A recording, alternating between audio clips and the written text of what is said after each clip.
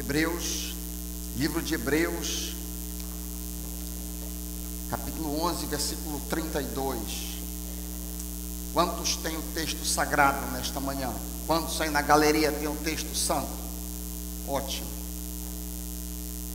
Hebreus 11, 32. Uma das glórias da pregação expositiva é porque o pregador é forçado a lidar com tudo que vai à frente. O pregador fica na obrigação e na responsabilidade de não evitar nada que está na frente do que ele vai expondo. Esta deve ser a 20ª ou mais pregação em Hebreus 11. E nós vamos encontrar um personagem que eu ouvi muito falar na escola dominical, quando eu era criança, de derrotar exércitos e lutar com gente grande e cair para Dalila. Mas eu nunca preguei em cima de Sansão na vida. Então causa um certo espanto quando Sansão, uma fama um tanto ruim, é colocado como herói da fé.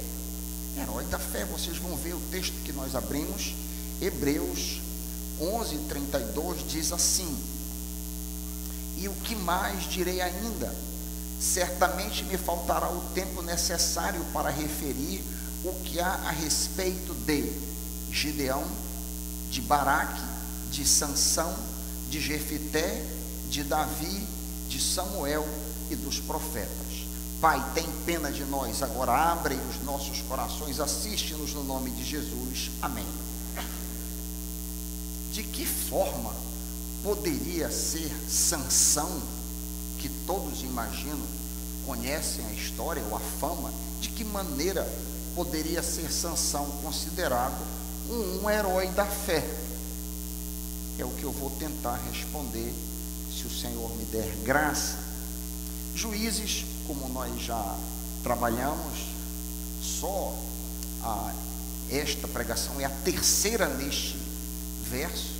Juízes é um período muito negro da história de Israel. Talvez seja o período mais triste da história da nação quanto a desgoverno e descalabro de uma maneira geral. Se você quiser ler Juízes compacto, o livro inteiro em alguns versículos, o resumo está no capítulo 2 de Juízes, de 11 a 19. Tudo o que acontece em Juízes está de alguma maneira compactado no 2º capítulo, a partir do 11º versículo. Lá, e eu leio aqui alguns dos destaques deste sumário. Juízes 2, a partir do versículo 11, os israelitas fizeram o que o Senhor reprova ou abomina, e prestaram culto aos ídolos, abandonaram o Senhor, o Deus dos seus antepassados, que os havia tirado do Egito, e seguiram e adoraram vários deuses dos povos ao seu redor, provocando a ira do Senhor. Abandonaram o Senhor e prestaram culto a Baal e aos postes sagrados.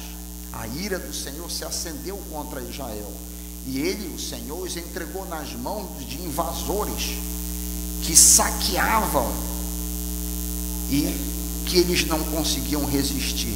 Sempre que os israelitas saíam para a batalha, a mão do Senhor era contra eles, imagina, para derrotá-los, conforme lhes havia advertido. Grande angústia os dominava. Então o Senhor levantou juízes ou comandantes que o libertaram das mãos daqueles que os atacavam. Mesmo assim, eles não quiseram ouvir os juízes, antes se prostituíram com outros deuses que adoravam. Ao contrário de seus antepassados, logo se desviaram do caminho pelo qual seus antepassados tinham andado, o caminho da obediência aos mandamentos do Senhor. Ele se refere aí ao período de Josué, que é o período que antecede o período de Juízes. Sempre que o Senhor lhes levantava um juiz, Deus estava com o juiz e salvava o seu povo da mão dos seus inimigos enquanto o juiz vivia, pois o Senhor tinha pena por causa dos seus gemidos. devido o povo clamar ao Senhor na angústia, no aperto, o Senhor tinha misericórdia deles. Mas quando o juiz morria, o povo voltava a caminhos ainda piores do que os dos seus antepassados, seguindo outros deuses. Eles recusavam abandonar suas práticas e seu caminho obstinado. O livro de Juízes, esse livro que forma o contexto de Hebreus 11:32, apresenta 12 juízes nele. Também alguns juízes fora em 1 Samuel. O próprio Samuel foi profeta, foi juiz, foi sacerdote. Eli, antes dele, também havia sido juiz, ou comandante, ou governador em Israel. Essas personalidades que são intituladas como juízes, talvez fossem melhor descritas como capitães, já que eles dominavam determinada área. Nenhum deles foi rei ou foi comandante de toda a nação, embora a palavra Israel seja citada muitas vezes. Sempre são locais. O governo, o juizado deles envolve determinada área, 2, 3, 4 tribos. É assim que os juízes atuam.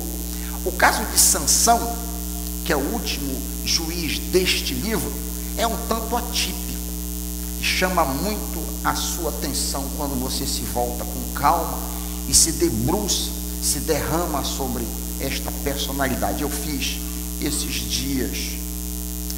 É interessante, meus irmãos, que nós poderíamos pregar um outro sermão, para minha surpresa, tipológico de Sansão, porque, pasmem, Sansão é um tipo de Cristo.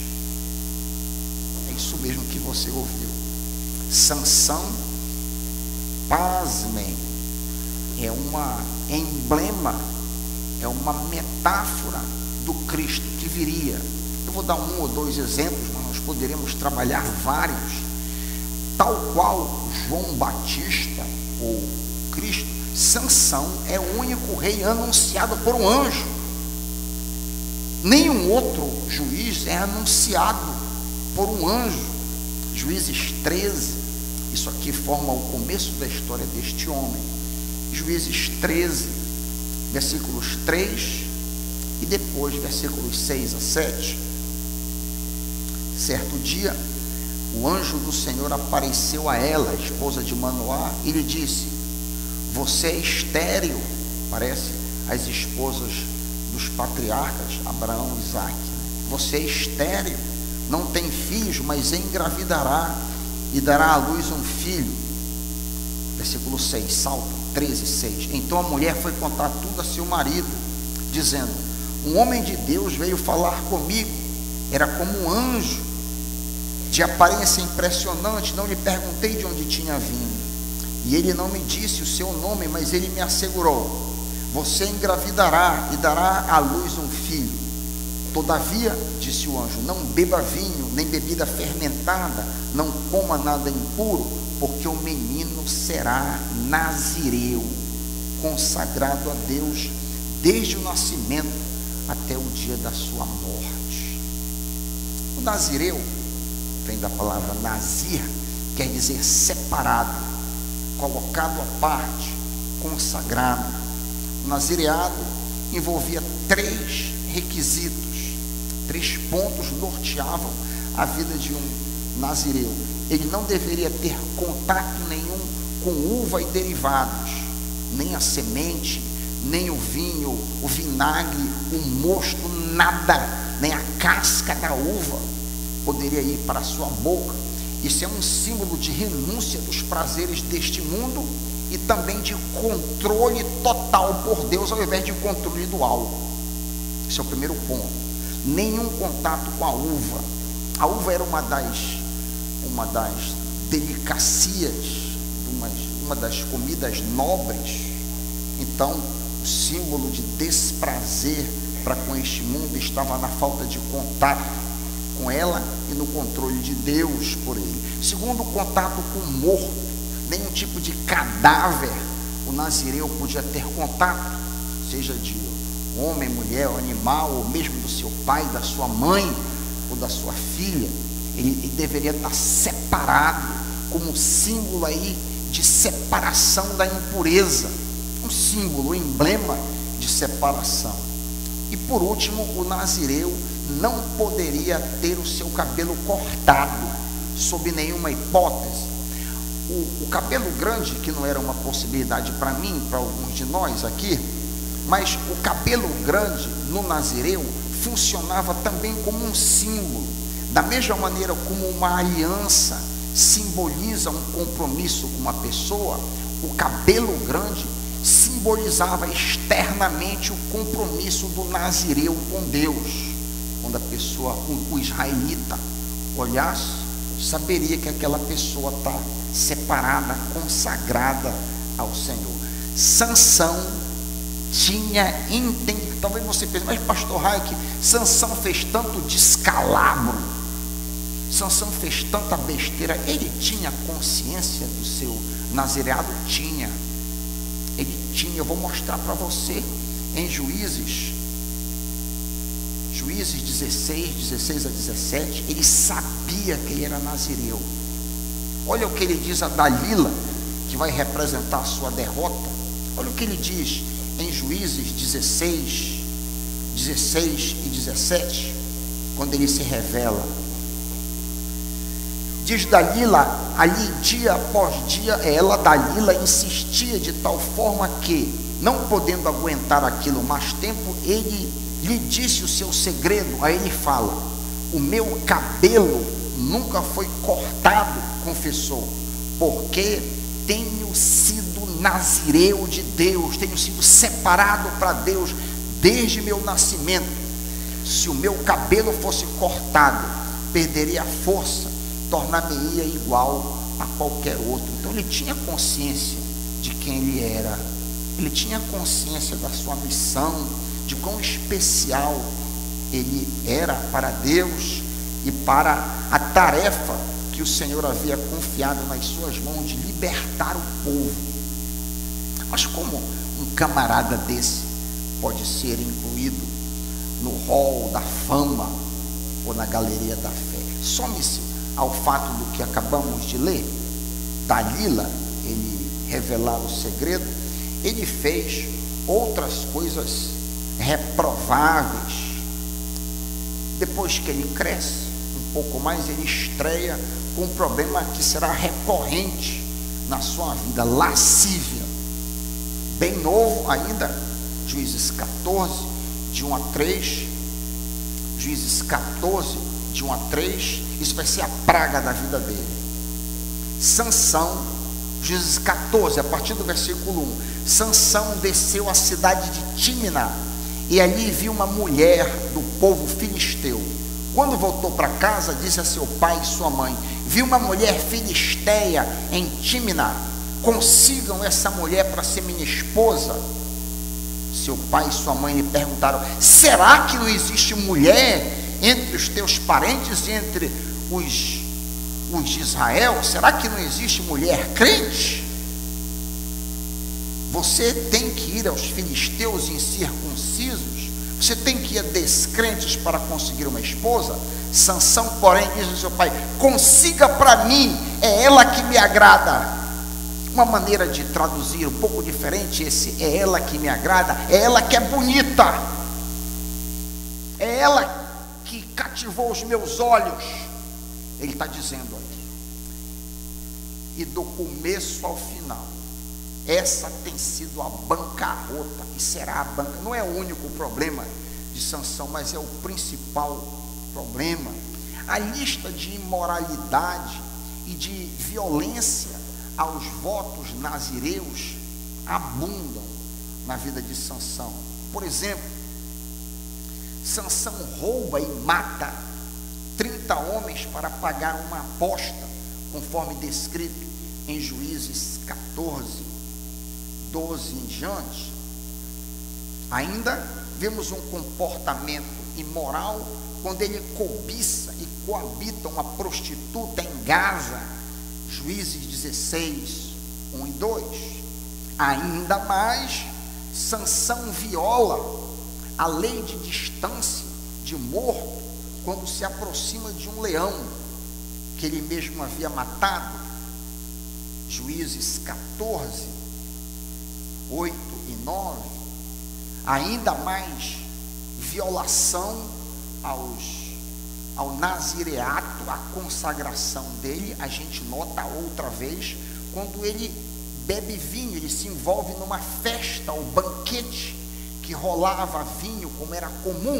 O termo hebraico mishet, em Juízes 14, 10, diz, Juízes 14, 10, seu pai desceu à casa da mulher em Tímina, e Sansão deu uma festa, uma michete, como era costume dos noivos. Esta mesma palavra aí, Juízes 14, 10, ela aparece, por exemplo, em 1 Samuel 25, 36, você pode olhar comigo, deixa um dedo aí em Juízes, e vai um pouquinho mais à frente, para 1 Samuel 25, 36, que eu vou mostrar essa palavra aparecendo outra vez. Aqui o contexto é de Abigail e Nabal. Lembra do louco Nabal? 1 Samuel 25, 36. Quando Abigail retornou a Nabal, seu esposo, ele estava dando um michete, um banquete em casa, um banquete de rei. Ele estava alegre e bastante bêbado, e ela nada lhe falou até o amanhecer. Então era comum isso aí. Eu estou pressupondo, e os comentaristas bíblicos pressupõem, que ele estava na bebedeira também, violando o preceito de que o nazireu não deveria tocar em bebida forte. E por fim, Sansão se apaixona pela famosíssima filisteia Dalila, agente da sua destruição, cuja perspicácia, a sutileza e a habilidade faz com que ele revele o seu voto de nazireu, conforme nós lemos assim. À luz dessas falhas aí, que eu acabei de mostrar algumas, como que esse camarada pode ser herói da fé? Para que a gente entenda aquele contexto negro, aquele contexto de trevas em Israel, é necessário que a gente compreenda uma outra dimensão de contexto. Israel se acostumou a estar debaixo da escravidão. Israel estava debaixo da escravidão dos filisteus, mas estava acomodada à situação, uma situação diferente das outras. A gente vai dar alguns exemplos aqui. Durante 4 décadas, os filisteus reinaram e oprimiram Israel, como nós lemos em Juízes 13:1. Juízes 13:1. Os israelitas voltaram a fazer o que o Senhor detesta, e por isso o Senhor os entregou nas mãos dos filisteus durante 40 anos. Até aí tudo bem. Jesus já havia entregue Israel outras vezes antes. Até aqui não há nada de anormal.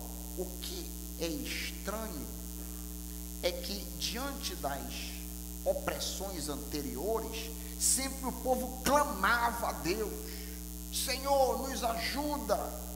Aqui não há clamor. O povo fez trégua com o inimigo. Eu posso dar alguns exemplos da atitude normal dos israelitas quando Israel era oprimido.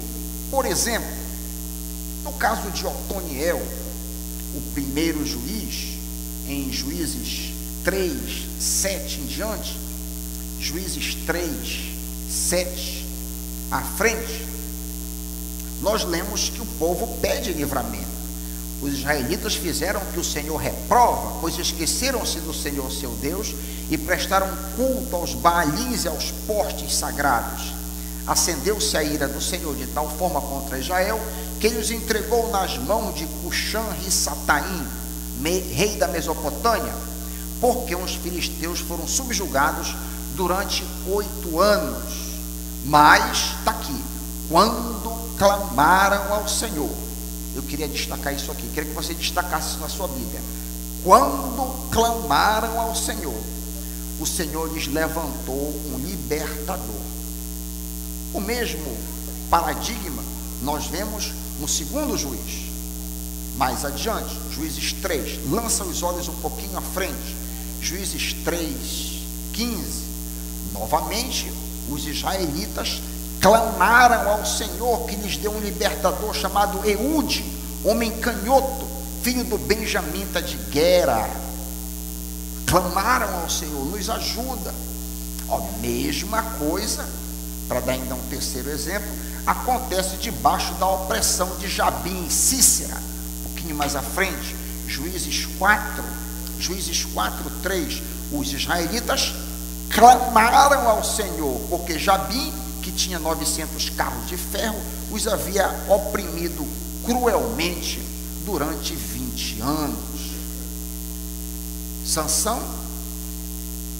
o último dos juízes, no livro de Juízes, parece que fez parte, os seus pais, pelo menos, de uma geração que se acomodou ao inimigo. A gente nota isso aí, pelo fato, primeiro, de que é Deus que toma a iniciativa de mandar para a esposa de Manoá um anjo, para dizer que ele vai levantar. Nada é dito que eles clamaram ao Senhor na história. Eles podem ter feito, mas essa não é a ênfase. O texto é omisso com relação a isso aí. O anjo vem a seus pais e anuncia a vinda de um libertador de uma maneira soberana. E aqui eu queria que vocês notassem um ponto central de destaque, que explica muito da operosidade de Sansão e do fato de que o Espírito de Deus estava com ele, apesar dele.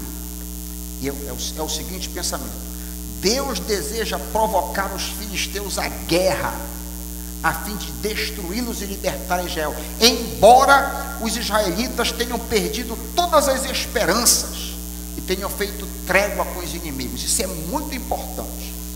Você só entende propriamente a situação de Sansão e do juizado de Sansão se você tiver isso em mente.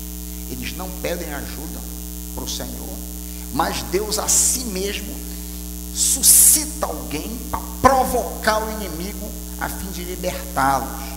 Deus usará Sansão não por causa das suas virtudes, mas apesar delas. Deus vai usar Sansão não porque ele é um homem virtuoso, ele deveria ser, ele foi preparado para isso, ele foi consagrado desde o ventre como João Batista, mas ele usa aquele homem apesar de quem ele é. É bom lembrar, isso também é muito importante, que Deus usa quem quer, como quer, quando quer. Deus usou o ímpio Faraó, lembra? Deus usou o ímpio Faraó lá no Egito, quando Moisés veio ter e disse: deixa o meu povo ir, o Senhor, e para adorar o Senhor. Disse: quem é o Senhor? O Faraó disse: quem é o Senhor para eu deixar o povo ir? E o Senhor eventualmente mostrou quem ele era, derrotando todos os deuses do Egito. Mas era um homem ímpio, e a Bíblia diz que Deus controlava o coração de Faraó. Deus tem poder sobre qualquer pessoa. Até, eu estou citando o Faraó, Deus usou um jumento, pasme. Você sabia que Deus usou um jumento para fazer a sua obra? Não?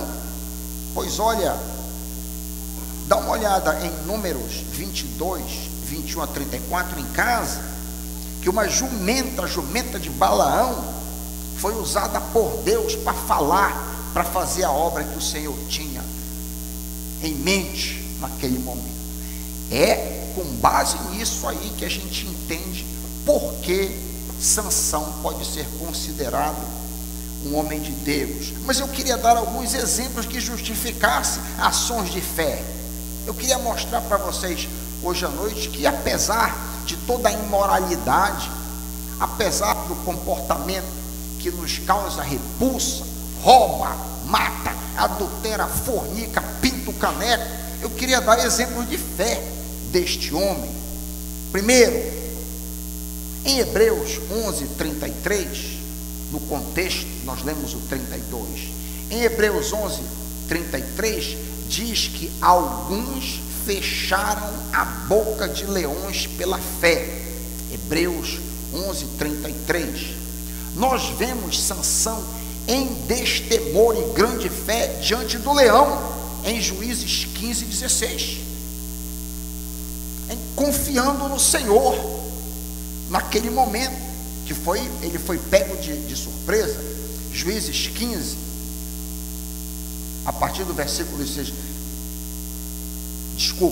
Juízes 14, Juízes 14, a partir do versículo 5, lemos que Sansão foi para Tímina com seu pai. Quando se aproximavam das vinhas de Tímina, de repente um leão forte veio rugindo na direção dele. O Espírito do Senhor apossou-se de Sansão, e ele, sem nada nas mãos, rasgou o leão como se fosse um cabrito.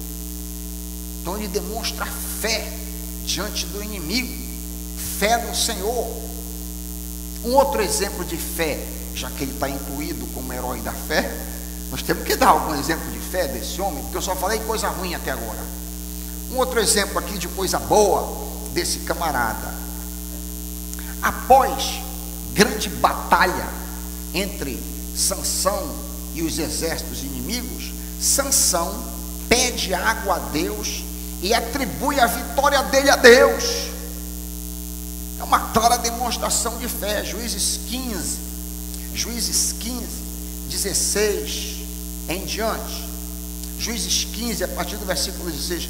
Disse ele então: como a queixada de jumento matei 1000 homens. Quando acabou de falar, jogou fora a queixada, e o local foi chamado Ramate-Leí. Sansão estava com muita sede e clamou ao Senhor: deste pela mão de teu servo esta grande vitória. Foi o Senhor que deu a vitória para ele. Morrerei agora de sede para cair nas mãos desses incircuncisos? Deus então abriu a rocha que há em Leí, e dela saiu água. Sansão bebeu, suas forças voltaram, ele recobrou o ânimo. Então nós vemos aí momentos de grande fé, momentos de oração, momentos de clamor ao Senhor de Sansão, herói da fé. Terceiro exemplo, isso aqui eu tive que cavar bastante, viu, pessoal?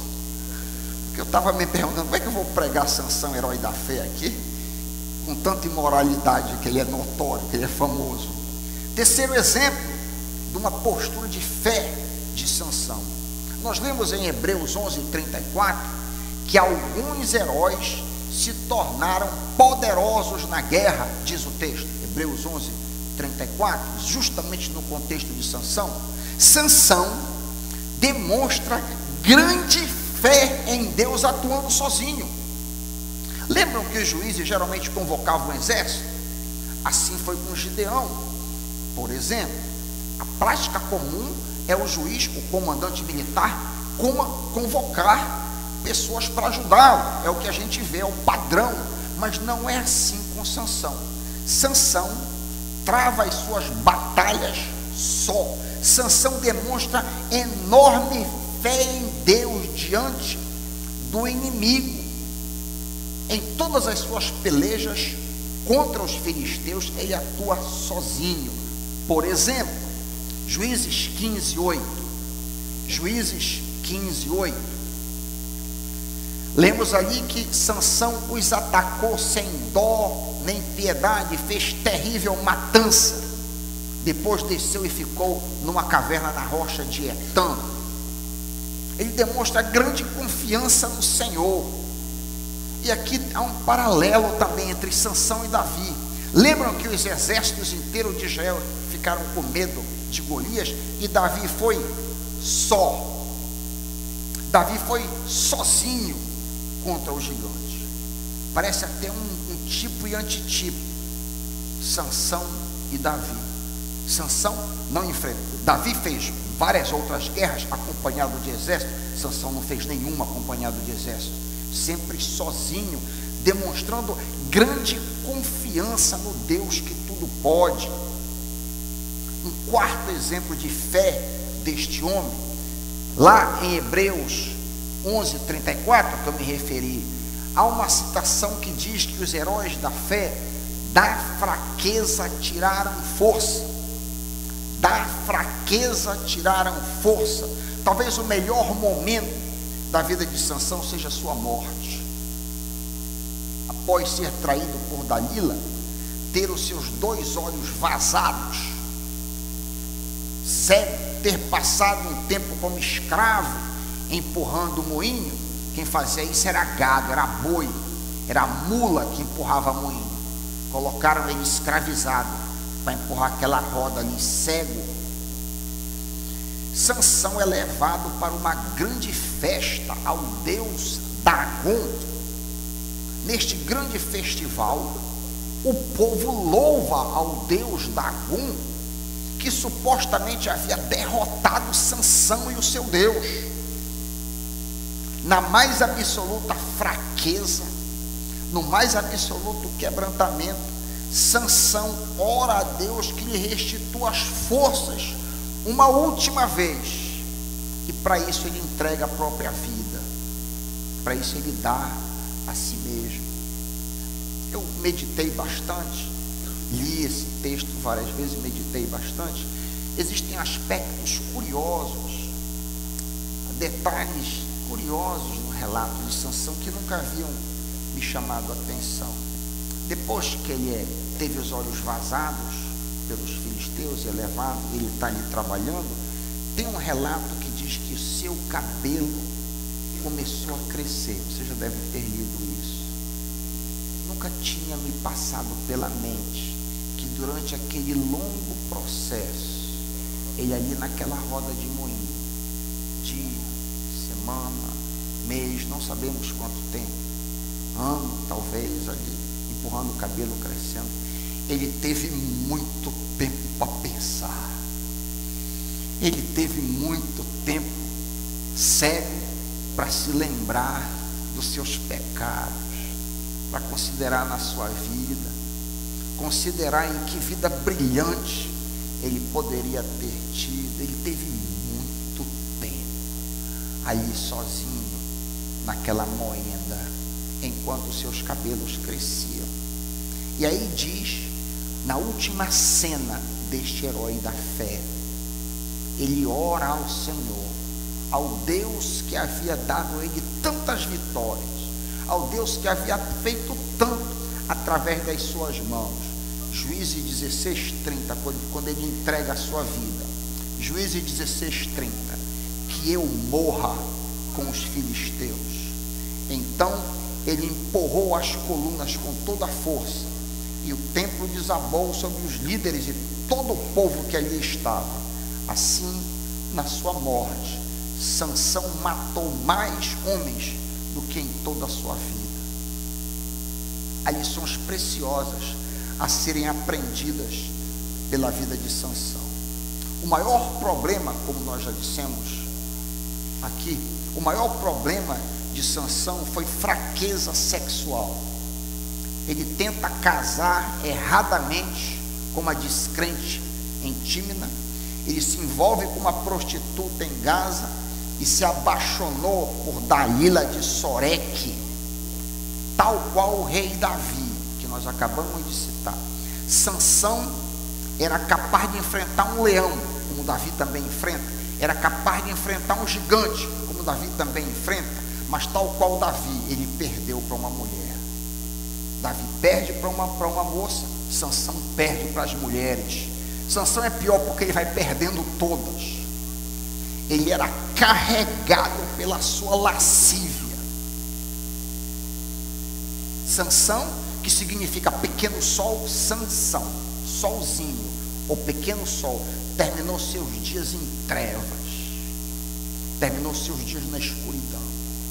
Nós, principalmente os homens, temos que ter grande cuidado nessa área, para que nós não pereçamos também. O homem que acha que ele está isento, que ele já superou, cuidado. A quantidade de pastor, de missionário e homem regular de igreja que tem caído nessa área aí, talvez seja a maior razão de queda dos homens. Paulo avisa: quem está de pé, cuide que não caia. 1 Coríntios 10, 12, diz o apóstolo em grande sabedoria: aquele que julga está firme, cuide-se para que não caia. Cuidado, queridos, vigia, vigia. Às vezes essa queda não é uma queda física, mas ela é antecedida pela internet. Está caindo na internet, vai cair fisicamente, é só uma questão de tempo. Notem minhas palavras aqui, é só uma questão de tempo para você materializar o que você na realidade já está caído, porque um pecado puxa o outro. Essa talvez seja a maior lição negativa da vida desse herói de fé, mas há lições positivas preciosas que eu queria encerrar dizendo: com Sansão nós aprendemos que não existe nenhum inimigo, nem o exército inteiro que não possa ser vencido. Amém? Todo o inferno, Satanás e o inferno inteiro contra você, você pode vencer.